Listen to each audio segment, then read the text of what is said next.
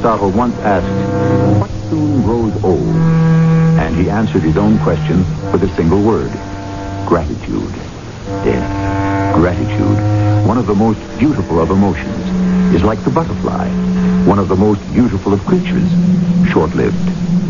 By now, you know that our story will deal with gratitude, and of a type that shall set no record for longevity, either. Won't you sit down, Miss, Penrose. Penrose. The name is familiar. It should be. You killed my nephew. I beg your pardon. You shot him to death. Without mercy. Miss Penrose, I shall have to ask you to leave. And I will leave. But wouldn't it be splendid if you could dismiss your conscience as easily?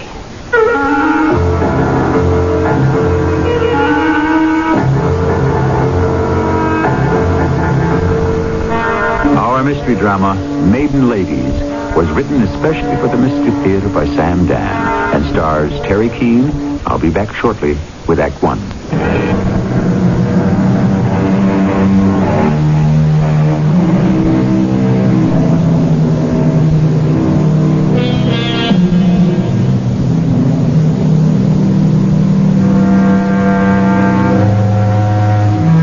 It is almost midnight. The highway is deserted. Off in the distance, we hear the keening of a finely tuned sports car. It grows louder as the car approaches. At first, it is just a dark mass in the night. Suddenly, its finely sculpted lines and gleaming brightwork are illumined by the moonlight, and it is revealed as a thing of artistic beauty. Then, without warning, one of the dreaded sounds and sensations a driver can experience: a tire blowout. Somehow, he manages to control the car and pulls off to the side. For a full minute, he sits behind the wheel as if paralyzed. Then, he opens the door, walks back to the flat right rear tire. Now what am I going to do? I got to get out of here. I can't stay here. Hey! Everything okay? Uh-oh. You got a flat. Wow. You're driving an Asada Asmara. Hey, first time I ever seen one. I mean, outside of a picture. Is she as great as they say? Hey, mister, let me fix that flat for you, huh? No, don't bother. Oh, no, it's no bother. I'll get this one off and another one on so fast you'll think you made a pit stop. You know what I mean? No, I'd rather you didn't. You have a spare, don't you? Hey, are you sure you're okay? Well, why don't you sit down? Look, you gotta have a spare. Now, if you'll just open the trunk... Open the trunk?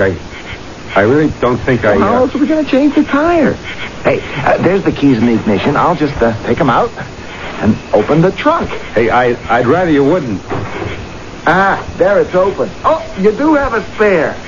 Oh, you don't have a jack. A jack? It doesn't matter. I'll use mine. I got me a special kind. First, I'll get your tire out. Uh-oh. I got so excited about the idea of working on an Asada Asmara, I forgot I was wearing this clean white shirt. I don't want to put you in any trouble. What trouble? My Aunt Emma will take care of the shirt.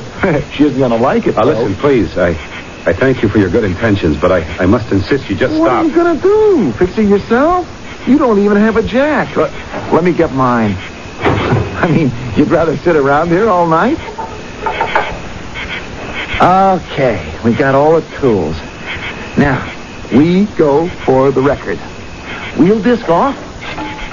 And now, we pick up our trusty lug wrench.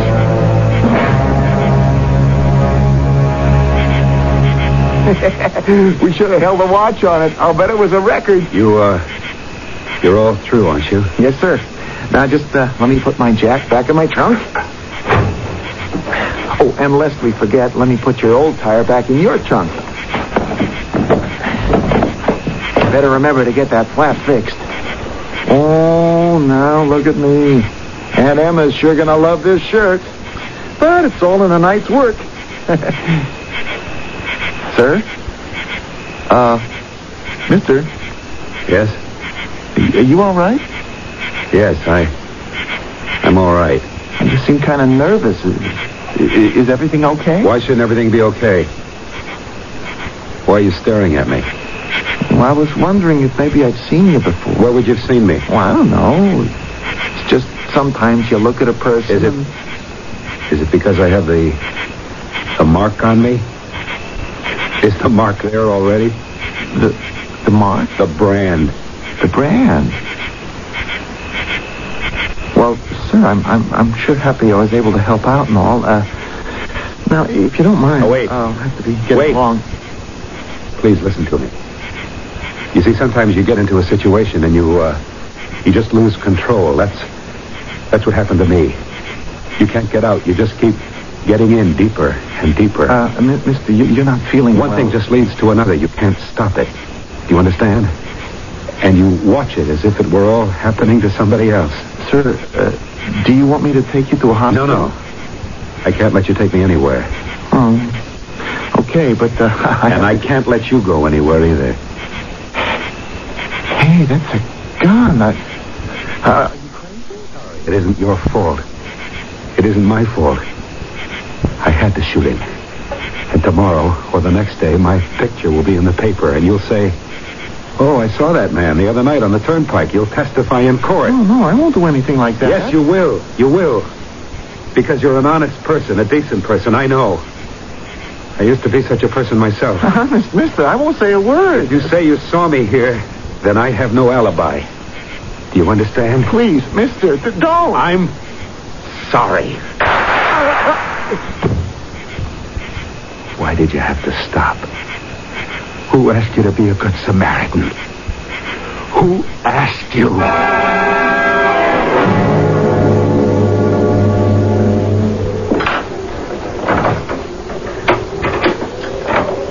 Paul? Yeah, it's Paul. Well, I got a drink all ready for you. Paul? It's done, isn't it? Yeah. No one saw you? Look at my face. My forehead. Is it there? Is the mark there? Paul, come on, take it easy. No, answer the question, Janet. Can you or can you not see the mark of Cain? Paul, it's natural to be upset by what you did tonight, even devastated. But we anticipated that. We knew it was part of the price. And we also know it'll pass. It'll be forgotten. Forgotten? It's finished.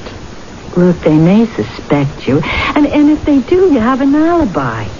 I'm your alibi. You were here with me at your country house all night. That young man. He saw the mark of Cain. Which young man? Oh, which young man? I was less than a mile from Arnold's house. I'd just gotten on the turnpike when I got a flat. What? This very nice young man stopped, and before I knew it, he changed the tire for me. Would he remember you? No. How can you be sure? Because he's dead. I killed him. You killed him? I had to kill him. Why? He kept staring at me. He saw the mark. Oh, will you stop that kind of talk? He must have seen it. Come over here. Here, come on. Now look in the mirror. What do you see, huh? You see your own guilty conscience, that's all. Now, you've got to get that look off your face. That's the mark of Cain. It was terrible. I killed him. All right, Paul, you had to kill him. Instinctively, you did the right thing. He'd remember the car. He'd recognize you. Your picture is certain to be in the papers. Janet. Look, we knew it would be bad. Oh, now it's going to be worse. Oh, it's all happening too quickly. Just don't panic. No one can prove anything. The money. The $150,000, it's gone. Well, who would know that? With the exception of you and me. Arnold was the only other person in the world who even knew it existed. Janet, for a moment, I actually believed he saw the mark of Cain. And another thing. Since the world began, people have committed murder. So don't act as if you invented it. Come on, just let the initial shock wear off, and everything will be all right. Well? I just had no choice. You see? You're already on the road to recovery. Come in, Mr. Bennett. Sit down. I'm Lieutenant Settles. Thank you, Lieutenant. We tried to reach you yesterday. I've been up in the country. I read about it in the morning paper. Yes. Arnold McCall's body was found late Tuesday evening when his housekeeper returned from the movies. Yes. He was shot to death. The place was ransacked.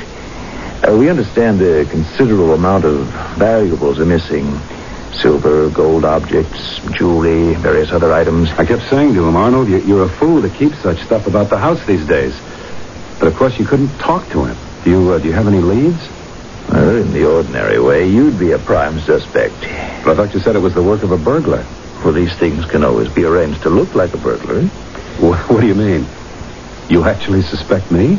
When a married person is murdered, the spouse is automatically under suspicion. When a businessman is killed, we consider his partners. Now, isn't it true that you and Mr. McCall weren't getting along? Yes. But the fact is we never got along.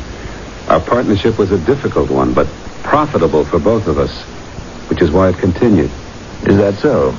Actually, the fact of the matter is I was with my fiancée. I have an alibi. Well, the fact of the matter is you don't need one. There were 2 murders the other night. The first was Mr. Arnold McCall at approximately 10 p.m. The second at about 10:30. They occurred within a 2-mile radius. It was a young fellow named Eddie Penrose. Now, the odd thing about it is they were both killed by slugs fired from the same gun. A .32 caliber revolver. Both of them? Yes. Would you know if your partner, Mr. McCall, knew this young Eddie Penrose? I can't see any possible connection. Ordinarily, we might suspect you of killing your partner, but why would you also kill Eddie Penrose? The fact is I wouldn't kill anybody. I'm not capable of it. Well, thank you for coming down here, Mr. Bennett. I'll let you know if you can help us any further.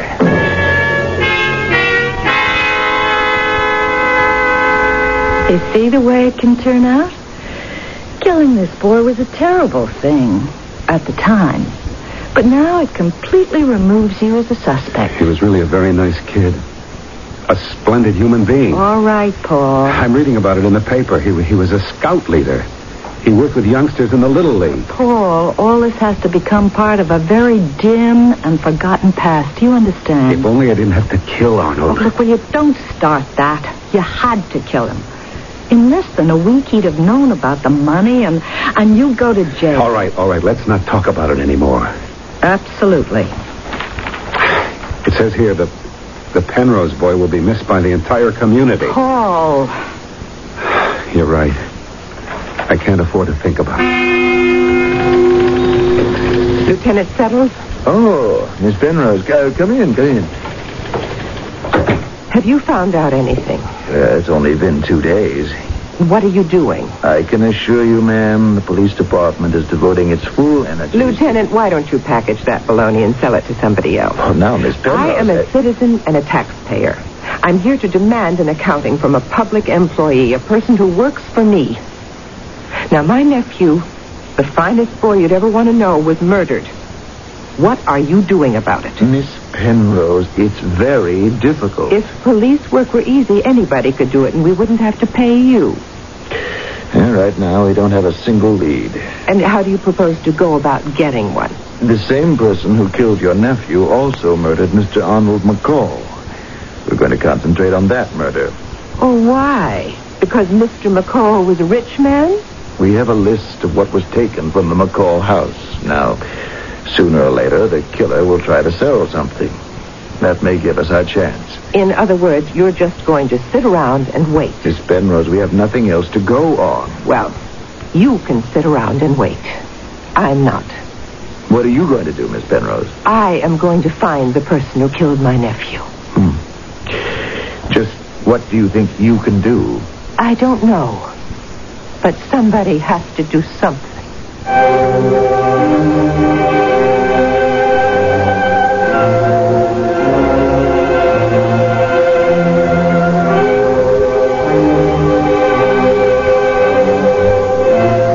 It must be said, Aunt Emma is a determined woman, isn't she? And it would seem that in this act, we have made the acquaintance of 2 rather strong-minded take-charge type ladies.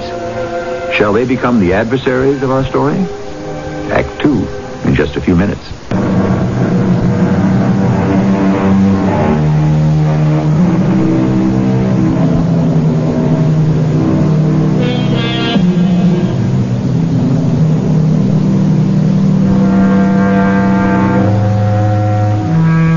Sometimes there's no other way out. A man faces absolute ruin. His only chance to escape disgrace and prison is to commit murder. Despite what you may hear, many people do get away with murder. And so our Mr. Paul Bennett figured out a very simple plan. But the problem is murder is too complex a crime. Oh, no, don't. Go away. Paul. Go away. Paul, darling. Wake up. What is it? Wake up. What?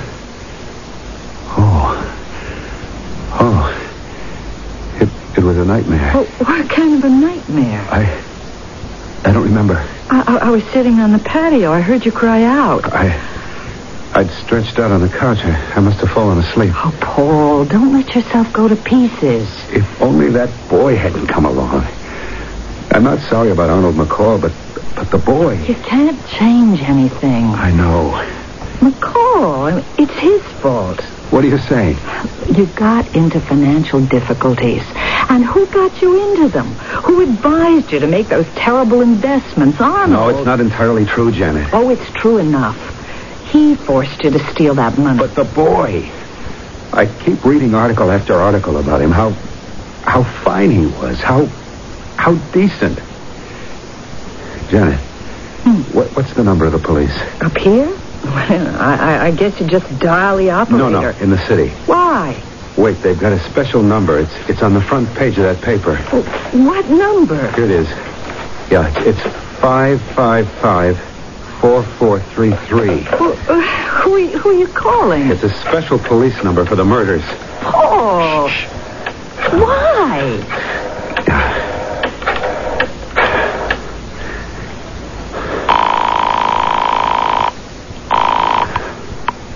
Lieutenant Zeros. You want some information on the killing of that Eddie Penrose? Who's calling, please? Never mind. I'm just telling you. He had the whole world fooled. He was peddling drugs, and who knows what else. That's why he was bumped off. Well, now, what was the point to that? I don't know. Why did you do it? I don't know why. Well, what can you gain from it? You always say everything you do has to be motivated. You had a reason for making that call. Of course there's a reason. I just don't know what it is right now. Oh, Paul. Look, I know what you're saying is right. I mustn't panic. I just need a little time to adjust. Just remember, people can adjust to anything. Lieutenant settled? Oh, Miss Penrose. Just what is going on? It isn't bad enough my boy had been murdered. Do they have to assassinate his character as well? I'm sorry. What does that mean, you're sorry? How did this scurrilous information ever see the light of day? Well, we received an anonymous tip that Eddie was a dealer in drugs. What right did you have to inform the news media? We didn't. Then how did they know about it? We have to follow through on this information. We have to ask certain people questions. Unfortunately, word gets around. The press have their sources, too, you know. Do you have any idea what this has done to Eddie's memory? People are saying, well, of course he was involved with drugs. Why else would he have been killed? Unfortunately, that's what it looks like. How people can turn. How they can forget. How they can take such joy in believing the worst. Miss Penrose, there were two cars.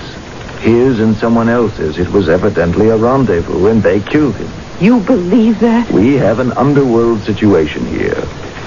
Now, the killer, or killers, arranged to meet Eddie on the turnpike. They may have known about the wealth in Mr. McCall's home. On the way, they stop off to rob him, and they have to kill him. Then they keep their date with Eddie.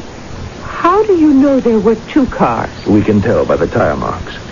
Well, then, that clears Eddie's name. It does? I'll tell you what happened. Eddie didn't arrange to meet anybody. He just happened to be driving by. He saw their car. He stopped. Why? He noticed they had a flat tire. That's the type of person Eddie was. He'd always stop to help, and he did. He changed the tire for them. Mm-hmm. How do you know that? Because just this morning, the morgue sent me all of Eddie's things. He was wearing a clean white shirt when he left the house.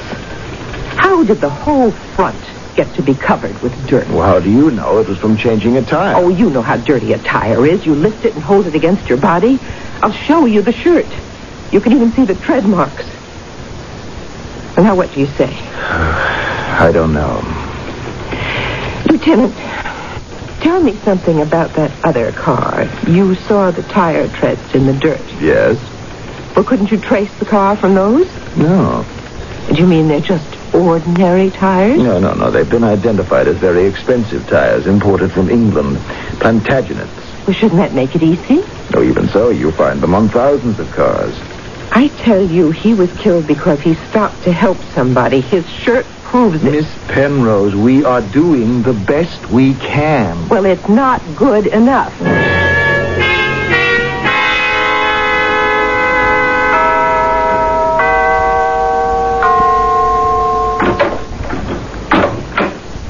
Yes? Well, what can I do for you? Look, if you're selling something, whatever it is, I don't want it. This is the home of Mr. Arnold McCall? The late Mr. McCall. Yes, I know that. Would you kindly state your business or permit me to shut the door? I read in the paper he had a housekeeper, Miss Tolliver. Is that you? Well, now, who else would be answering the door? Please, Mrs. Tolliver, let me talk to you. About what? About the murder. Oh, no, I never knew how many morbid people there are in this world. It takes a murder to bring him out of the woodwork. Mr. Arnold McCall is dead. May he rest in peace. And may that be the end of it. Good day to you, madam. My name is Miss Emma Penrose. My nephew and Mr. McCall were shot by the same person. Oh?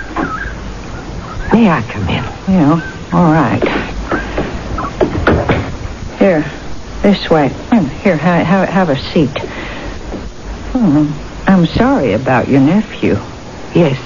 But, they get into bad company. He was probably a good boy to begin with. What are you saying? It's the easy money that destroys him these days. Then you believe it. You believe what was in the papers. Look, I'm sorry. You're his aunt, huh? His father's sister. And your name is Miss Penrose. You never married, huh? Oh, you're his maiden aunt. I never got used to that expression. Neither did I. Oh, they talk about mother love. And I tell you, the love of an aunt is something special. Now, what's the difference if he was a saint or a sinner, huh? I mean, he was still your very own Eddie. Anyhow, now what can I do for you? I don't know. Well, why did you come here? It's going to sound crazy, but I have to find whoever it was that killed my nephew. Oh, that's a job for the cops. But they're not doing it. Well, what are you going to do? I don't know yet. I came here because maybe the police overlooked something.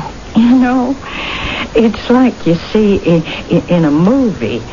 This quiet, everyday kind of middle-aged lady walks into the place and finds the one clue that has eluded the cops. It's funny. It does sound funny, but please don't laugh. Oh, I'm sorry. Who's laughing? It's just the cops were here with cameras and dusting powders and Lord knows what all. Tell me, who do you think killed Mr. McCall? Oh, the cops already figured it. A burglar, or I don't know, a couple of them. And from the looks of the place, I'd have to agree. Well, who had a motive for killing Mr. McCall? Oh, hey. That's a great detective story type question. You want to know something? If it wasn't such an obvious robbery, I'd say his partner killed him, Mr. Paul Bennett. Why? They were always at each other's throats. They should never have been partners. Paul Bennett didn't belong in business to begin with. See, he used to be a college professor. But then she got her claws into him. Who? Janet Rouse. She was Arnold McCall's secretary. And what sort of woman is she? Well, let's say the sort we wouldn't want our nephews to marry. She made him develop some very expensive tastes. I don't think he could afford them. Why do you think he'd want to kill Mr. McCall? Oh, I would see Paul Bennett look at Mr. McCall with a certain look in his eyes, you know. It's a look that would kill. Well, how could I explain that to a cop, huh? How can you say it to me? Because we're two maiden ladies who understand each other. So you think Mr. Paul Bennett killed Arnold McCall? Yeah. He'd be my candidate. But, of course, he didn't. Why not? Well, you know why not. The burglars did it. Then why did they have to kill my Eddie? I don't know. I'll tell you what happened. Paul Bennett came here that night. He knew Mr. McCall would be alone. He could have found out you were going to the movies, couldn't he? Oh, I guess so. He shoots Mr. McCall dead. Why? There's a reason. I don't know what it is. Maybe this Janet Rouse steamed him up to it. She could have. So he shoots and kills Mr. McCall, makes it look like a robbery. Is that impossible? Well, I didn't say it was. And the police are waiting for the loot to turn up to wherever that kind of stuff gets sold so they can catch the criminals. But it'll never happen. He was smart enough to get rid of it for good. So he'll get away with it. But why would he kill your nephew? How could he tell he would get a flat tire as soon as he got on the turnpike? How could he know Eddie would happen along and stop? Why couldn't it happen that way? Well, I don't know. The way you tell it. Sounds all right to me.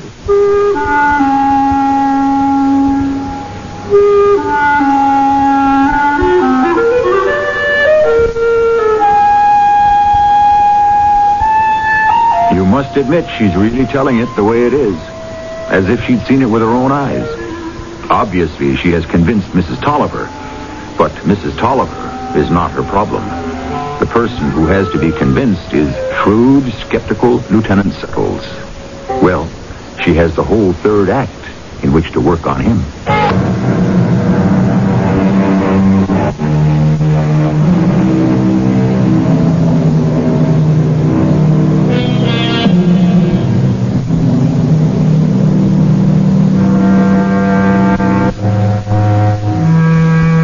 The word is deduction, and it's what most detective work is all about.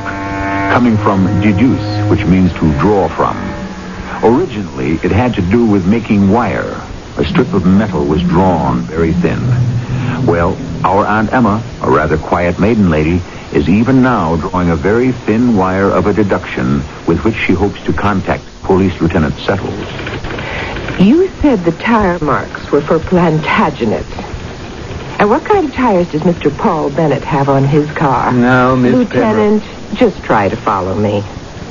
Those tire marks belong to the car used by the killer, right? Miss Penrose. You claim that it had to be the same killer who murdered Mr. McCall. The same bullets prove it. That killer was supposed to be a crook who looted the place. Now, I say that can't be. All right, Miss Penrose. Why not? Plantagenets are the most expensive tires you can buy. They're used on sports cars, very expensive sports cars. Now, why would some common crook drive one of those? A common crook these days can drive anything. Well, once again, Lieutenant, I'm going to do your work for you. I'm going to find out what kind of car Mr. Paul Bennett drives and what kind of tires he has. Miss Penrose, I must caution you. About what? Even if I solve the case, Lieutenant, you can have the credit. I just want the criminal.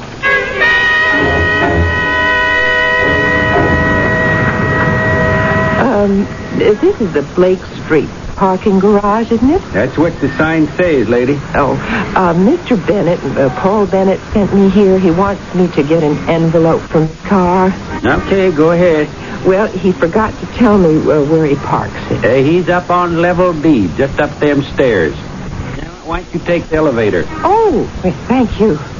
I never saw the car. He told me what it was, but I just can't remember the name. It's Soda Asmara. Really? I never heard of it. Big red job. Turn to your right as soon as you get off the elevator. You can't miss it.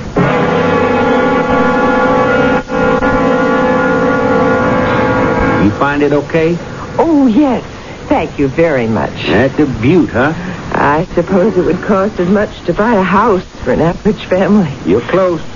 Everything about it is so fantastic. Even the tires. Yeah. You can't beat them Plantagenets. Just perfect. The lady, nothing's perfect.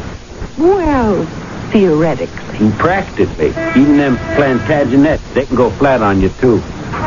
Really? Yeah. He drove in here last Wednesday morning. He stays up in the country during the summer. Anyway, he pulls in and he says, Tom, I had a flat last night. Can you have it fixed for me? Sure, I says. Last Wednesday morning, you're sure? Sure, I'm sure. Had to write it up in the book. Oh, you have a record? Every repair we make, the boss insists. Ah. Well, thank you so much. You've been very kind. Been nice talking to you.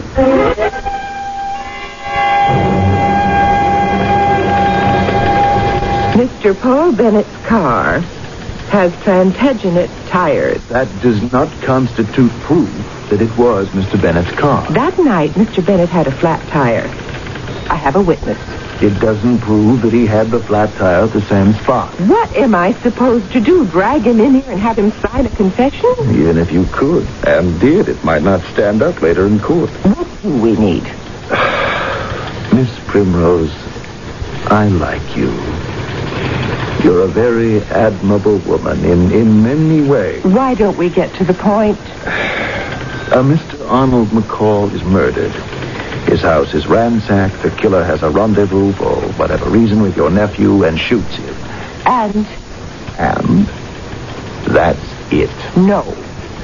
This is what happened. Paul Bennett killed his partner. Paul Bennett has an alibi. My nephew would have destroyed that alibi. That's why Paul Bennett killed him. Look, now what you say is reasonable. And before I learned that Arnold Bennett and your nephew were killed by the same gun, before I knew that the two murders were connected, I leaned toward Paul Bennett myself. Then why don't you anymore? That was before I knew about Bennett's alibi. How do you know his fiancée isn't lying? She may very well be. What are you saying? But there's nothing I can do about it. What you have is suspicion. Reasonable, I admit, but juries can't convict on reasonable suspicion. And they have to acquit on reasonable doubt. I keep asking you, what do you need to arrest this man and bring him to trial? Evidence, Miss Primrose, evidence that can stand up under cross-examination in court. And what's that? Oh, maybe if we found some of the loot on him, or the gun. But it's all probably buried where it could never be found. I can't believe he'll get away with it. I know it's hard, Miss Penrose. But as I said, we do our best. And as I said, it isn't good enough.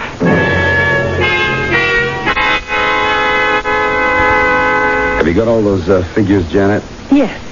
Within the week, I can liquidate all of our assets and walk out of this place. With enough money to last us for the rest of our lives. How do you feel? Oh, fine. Arnold McCall was a wretched cantankerous. Of course. And that young man, what was his name? Eddie Penrose? Mm-hmm. He was just a young punk. Oh? You saw the stories in the papers. He was a drug pusher. Sure. Things go from bad to worse with those people. I'm sure. I probably did society a favor. What do you think? I think you're right. It's not worth talking about anymore.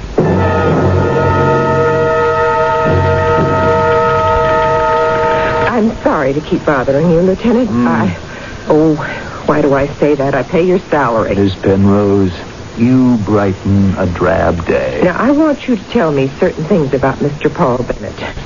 Mr. McCall's housekeeper says he used to be a college professor. That's true. What did he teach? Psychology. How could a teacher of psychology become a murderer? Easier than most folks, I'd say. He could find the justification for it without too much trouble. How long had he been in business with Mr. McCall? About 5 years. The name of the firm was McCall and Bennett. And what did they do? They devised programs, personnel counseling for large corporations. They did quite well. Had Mr. Bennett ever been in any sort of trouble with the law before?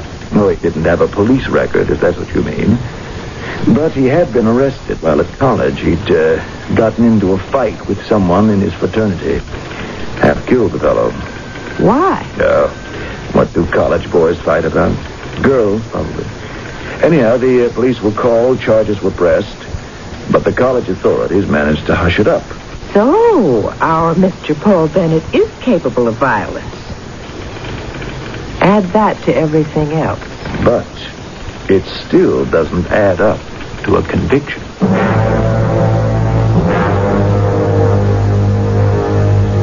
Janet, we can close up at the end of the month. I still think you could have gotten more for the business.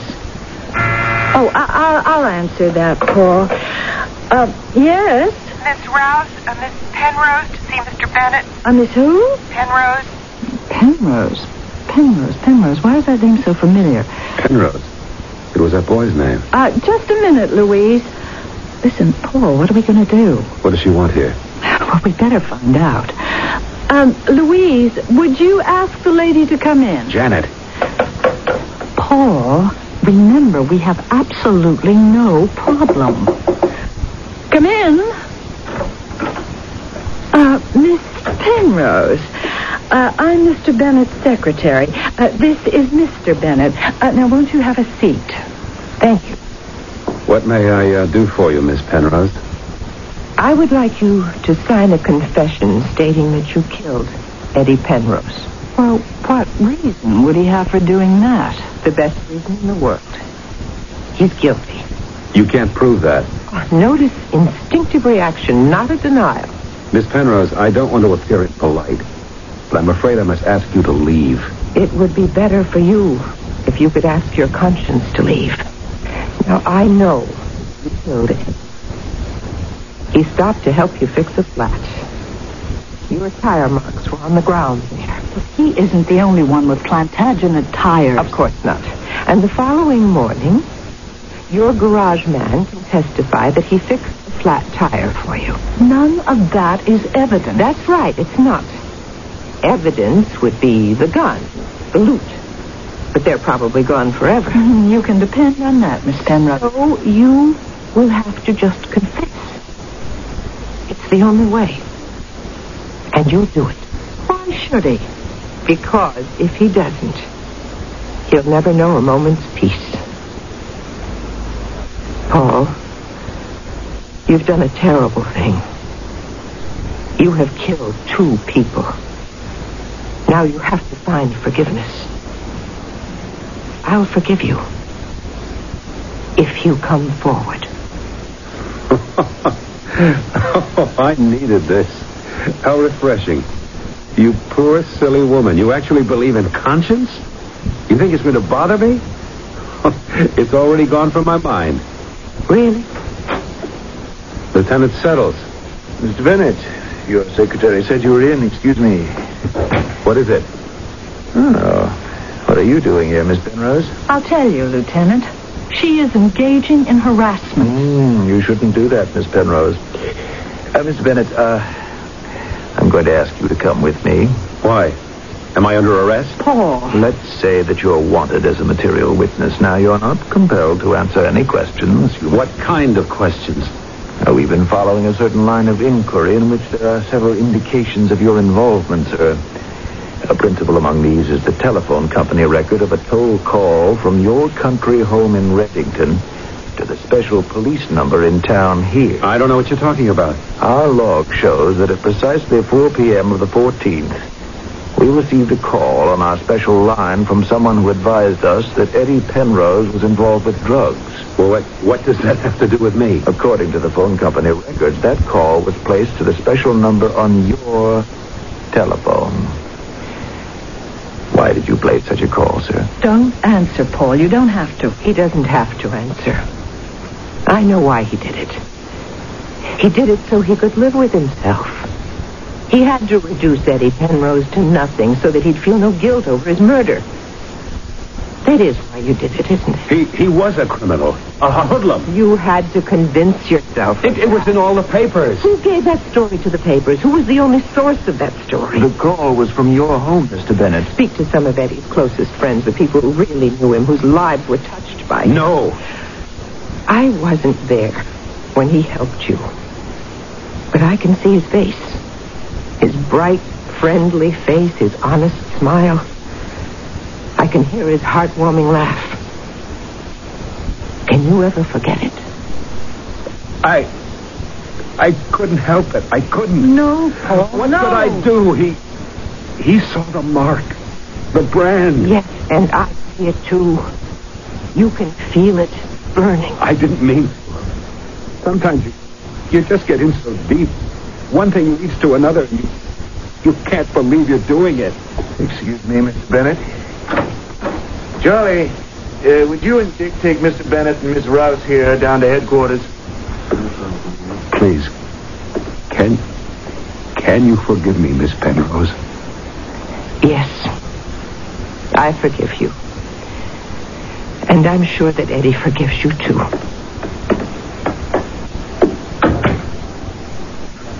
Lieutenant? When did you begin to suspect him? Well, I began at the beginning. What were you waiting for?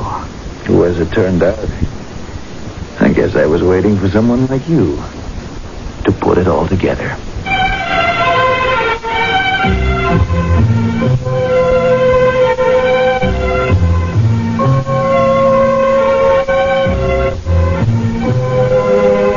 Yes, that sudden flash of insight that illuminates the darkest reaches. Sometimes we simply cannot realize how difficult it is to get a conviction for murder. Circumstantial evidence is so hard to prove, yet circumstantial evidence is usually all the evidence there is. I shall return shortly.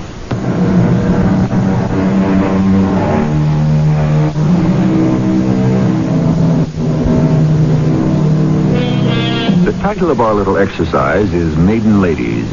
Maiden Ladies receive a certain amount of attention in literature, quite possibly because so much of it, in the past at any rate, was written by maiden ladies. But to live alone is a challenge for anyone in our society, especially for a lady of maturity. But meeting this challenge has helped create a class of competent, fascinating ladies. They remain, perhaps, one of our greatest untapped social resource. Our cast included Terry Keane, Michael Tolan, Carol Teitel, and Russell Horton. The entire production was under the direction of Hyman Brown. This is E.G. Marshall inviting you to return to our Mystery Theater for another adventure in the macabre. Until next time, pleasant dreams.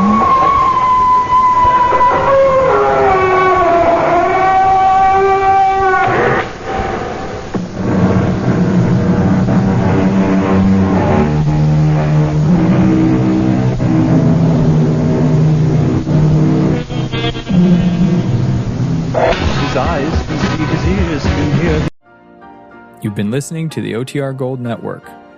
Find more classic radio at otrgold.com.